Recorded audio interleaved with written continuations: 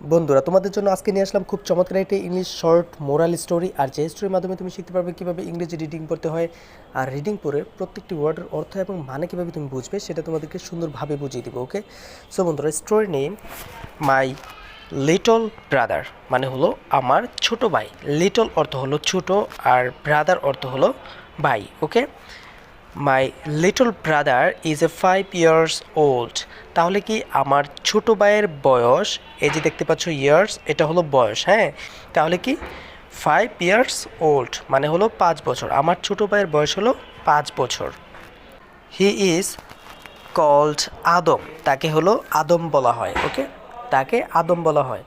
Called অর্থ হলো ডাকা। ওকে, বলা হয় কল্ড অর্থ হলো ডাকা। হ্যাঁ, তাকে আদম বলে ডাকা হয়। আদম হলো কারো একজনের নাম, তাহলে কি তাকে আদম বলে ডাকা হয়।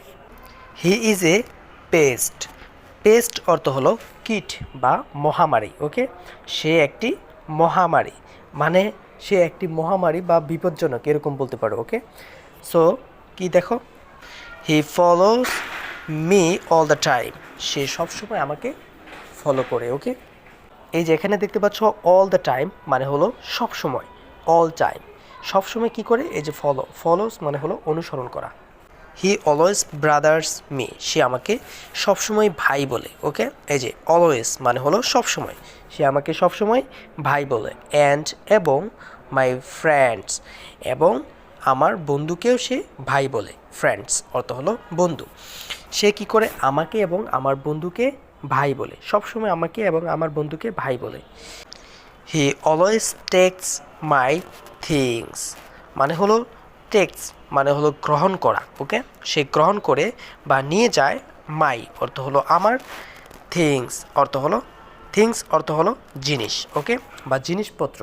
আমার যে জিনিসপত্র আছে সে কী করে সবসময় নিয়ে যায়। উইদাউট অর্থ হলো ছাড়া, উইদাউট ছাড়া। আস্কিং অর্থ হলো জিজ্ঞাস বা বলা ছাড়াই। হ্যাঁ, কোনো কিছু বলা ছাড়াই সে কী করে আমার জিনিস সবসময় কি নিয়ে যায়। ওকে, তারপরে দেখো কি হয়, মাই মম আস্কড মি, আমার মা আমাকে বলে। আস্কড অর্থ হলো বলা বা জিজ্ঞেস করা। আমার মা আমাকে বলে টু বি অর্থ হলো হওয়া। ওকে, টু বি হও পেশেন্ট।